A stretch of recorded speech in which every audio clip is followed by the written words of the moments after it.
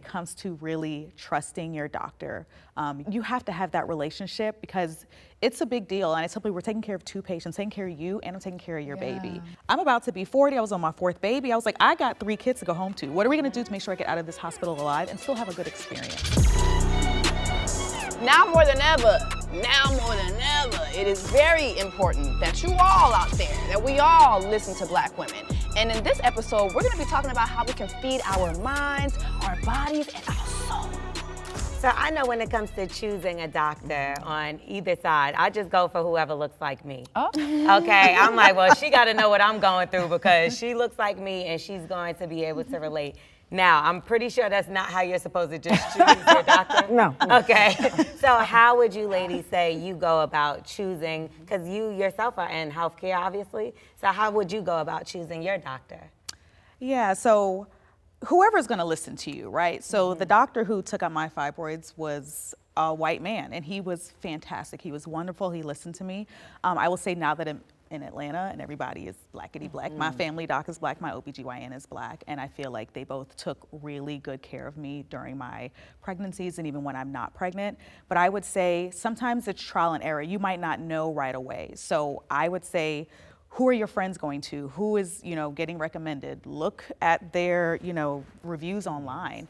And just see what people are saying about them, but also see how they are when you go into the office. How are they? Like, are they listening to you, right? Yeah. Are they actually listening? Are they taking your concerns seriously? Are you having to bring up the same thing over and over and over again before they finally take it seriously? And I tell people, you are not married to your doctor, right? You don't have to sign divorce papers to leave. If you don't like your doctor, you go find another one, right? I feel like we do, because when we do our annual checkups or something, we're just like, well, that's my annual. So if you're just stuck with that doctor for that year until you go, you're not stuck. You're not stuck. And annuals you probably, really don't discuss a lot. But if you're really having issues, especially when it comes to pregnancy and postpartum, and you just feel like your doctor's not listening, pregnancy gets a little bit tricky because some doctors won't take you if you're too far along. But I really just tell people, do your research. Like before, They have the option of not taking That's crazy. I didn't know that. Yeah, if you're too late, if you like 38 weeks, people don't want to take on like that liability, like we don't know you. You know what I mean? But I tell people this, you take the time to research. Like if I'm going on a trip, I'm looking at everything. I'm researching the hotels, I'm researching like where we're going. So I'm like, if you do all that to research things like that, research your doctor. Like really, so you don't even have to switch. Like research, see if anybody has gone to them, just look at their reviews. I think all of that. So don't just go and just pick one, because sometimes even your black woman may not be who you need. Like it really just depends. And so I've had doctors of all races, of all genders, and honestly, it really just comes down to, are they gonna listen to me? Are they gonna take me seriously? And like I said, at the time when my doctor was a white male, he took me seriously. I was like, look, I need these fibroids out. I need to go back to school. He was like, I got you. And he did what he needed to do, and I was right back in school. And so just get someone who will listen. It's like an interview process. It's an interview process, yeah. I want you to come into my office and let's sit down and see if we are connected. Right. It's like dating. Yeah. Like, are we going on the second date? Yeah. Right. Like, let's sit down, let's talk, let's see if I can meet your needs. And also it's a two-way street. I have to make sure you are the right patient for me as well. A lot of people don't talk about that. Can you turn down or have you turned down patients? Oh, we can. Yes. I mean, she kind of just said it there too. I didn't know that was. So dentists as well. So that y'all just like, your teeth is a yuck mouth. Get out of here. No, I mean, I've seen dentists or like orthodontists or be like, hey, I can't work on this person's work. You've already started, your horse teeth somewhere else. I can't do that. We don't do barnyard teeth over here. So I've seen that. So yeah. Yeah. It is truly connecting. Who is going to meet your needs? And so that goes both ways. I want to make sure when my patients come into the chair, I want to make sure they understand the severity of what goes on in your mouth. The mouth is connected to the rest of your body, right? Yep. So I want people who are serious about maintaining great oral health. How do you stop somebody from jumping out the window? And by that, I mean they're looking on social media. They're like, oh, Ari the Don, she's my favorite, and she got her teeth done. I'm 17 years old, and I want mine done too. How do you handle those kind of situations? Because it seems like everybody's getting veneers young, middle age. I thought that was for older, last resort situations. Yeah, it is all about educating them. And even sometimes after educating, there are still some patients that want to take that next step with veneers. But there are a lot of different options. Let me say, veneers that are done properly look natural. You can't tell that they're veneers.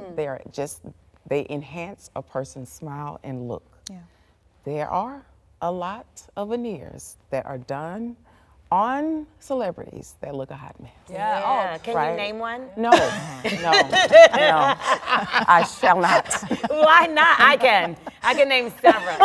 Listen, we know all the celebs with piano teeth. We've seen the piano teeth. Oh, yes. One yes. thing I will say though, my own, I think of many. But I remember one time, even my oral surgeon one time, how he told me was, listen, you can go out the country, you could do whatever, just know you're not gonna come back here. Yeah. I'm not gonna touch that. So whatever complications you have, you're gonna have to go back to Colombia, you're gonna have to go back to and I was like, yeah, okay, I'm gonna just not. Yeah, it's a different standard. And don't get me wrong, I've seen some nice work out of other countries. Of course. Yeah. But a lot of the work that I've seen out of other countries don't look well. Hey, a lot of the work that I've seen here don't look well. But there is a different standard. And then it really requires you to really do your due diligence and vet the dentist. Notice I said dentist because this stuff out of basements and garage and kiki down the block. Now, we can't do that. Oh my God, wait, may I ask you this too? This is another thing. I've been seeing a rise on socials of I know you're not an orthodontist, but I've seen people go get braces at somebody's house. What is that? Wait, what? Yes, I've seen folks do that. Yeah. They're going to somebody's just like how people used to get the butt shots in somebody's basement. Now they're getting the braces, they're getting filler teeth. It's insane. That's dangerous. It's extremely dangerous. Yeah, what do you say to the folks who are taking chances on their life? Yeah, I encourage them to not do that. Right. We go to school for a very long time to learn our craft. This is not something you learn overnight. Yeah. And I personally am not going to seek out anyone that's not a professional. Right. I think that's important. And I know going to a person in their basement or the garage may be cheaper, but at what cost? Right. Your life, it could. Yeah, absolutely. Where they're Absolutely. injecting you with. Yes. Right. I mean, it hurts when I go to the real dentist sometimes. So Right. Wait. That's a four-letter word that we don't like to use. First of all, people are terrified of y'all. I don't think you get it.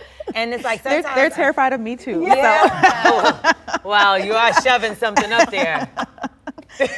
So we share that. It's okay. Yeah. So how do you ease certain people's mind when it comes to trusting you? Because I know that could be something as well, to trust you to deliver a child for them. That has to be something and some people are going the doula route where they're I'm going to have someone at home. After they seen Erykah Badu start doing it, now everybody wants something like that.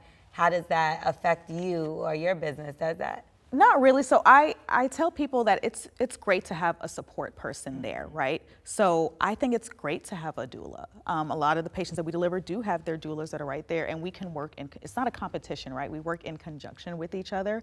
And so to me, especially when it comes to pregnancy, you need to have all the tools at your disposal, right? So you need to make sure that you are armed with, all the questions, all the information that you're going to need to make sure that you have a healthy pregnancy. We know the stats with pregnancy in the U.S. and especially when it comes to Black women, right? Right. We're 2 to 3 times more likely to, have morbidity or mortality, as compared to, white counterparts. And so it's very scary. Even, because I just had my 4th baby, I was still scared. Those stats were running through my mind during my entire pregnancy. And so again, it comes to really trusting your doctor. You have to have that relationship because it's a big deal. And I tell people we're taking care of 2 patients, taking care of you and I'm taking care of your baby.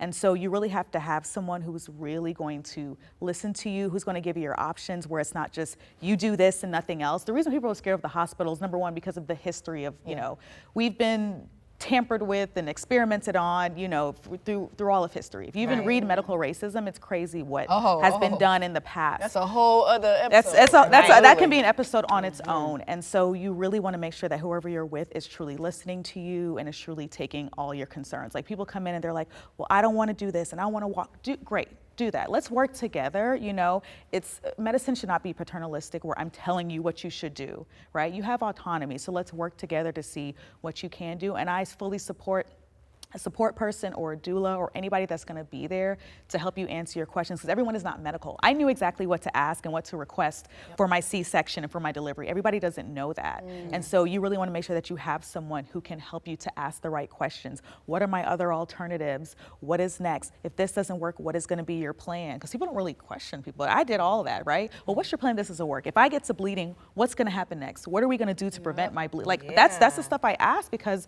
I'm about to be 40. I was on my 4th baby. I was like, I got 3 kids to go home to. What are we going to do to make sure I get out of this hospital alive and still have a good experience? And so I feel like you just really need to ask the right questions. But again, it comes down to making sure you have the right doctor. My doctor's my friend, so I could tell her, hey girl, what are we doing? I want to make sure this is a good delivery. It's my last one. Let's make this a good experience for me. Yeah. So, you know, there's a lot when it comes to that. What are some questions that you feel that you never get asked that you wish more patients would get asked? I would say there are so many patients that don't ask questions just at all. Yeah. Like they just kind of take, which is great. I'm glad that you trust me, but Is it trust or is it just? and sometimes it may be trust. Sometimes Sometimes. you're right. It may not be that they're educated enough. So like I feel like we need to first educate our patients. Like this is what you should expect. You know, if your doctor says induction, this is what this means. If your doctor says C-section, these are the reasons you could have a C-section. You know, on TikTok they'll say, oh, doctors just want to cut everybody. I assure you, we do not. Like we don't. I've right? heard that. If I have a call shift where I have, like last week, me and the midwife had a call shift where we had 6 vaginal deliveries. That's a successful shift to us. No one had to go get a C-section. We love that. I don't want to put on those hot scrubs and go to the back and sweat out my hair. Like I don't want to do that. I love when, so we're always going to advocate for you to have a successful vaginal delivery. That's not the case for everybody. And if it's not, what are your options? What should you expect? I think that people need to go armed with this is everything that can happen and just know what to expect and what questions to ask, right? Like when I go in an educated patient, I'm not gonna say, we're going for a C-section. I'm gonna explain, hey, this is what's gonna happen next. This is who's gonna be in the room. Hey, I've had this before. I was scared too. You know, I try to calm them down a little bit because, you know, it might be my 6,000th delivery, but it's your first baby. And so I have to make sure that I still have to make that experience really good for you. Piggybacking, education is key. It's key. Right? Yeah. I don't like for my patients to start a treatment or get into anything if they are not fully aware of what's going on. Right. We're super big on education. Absolutely. So if that takes me spending an extra 30 minutes so that you truly understand what's going on, so be it, you know? Because I really want you to get why we're doing what we're doing and what the outcome is gonna be. Yeah.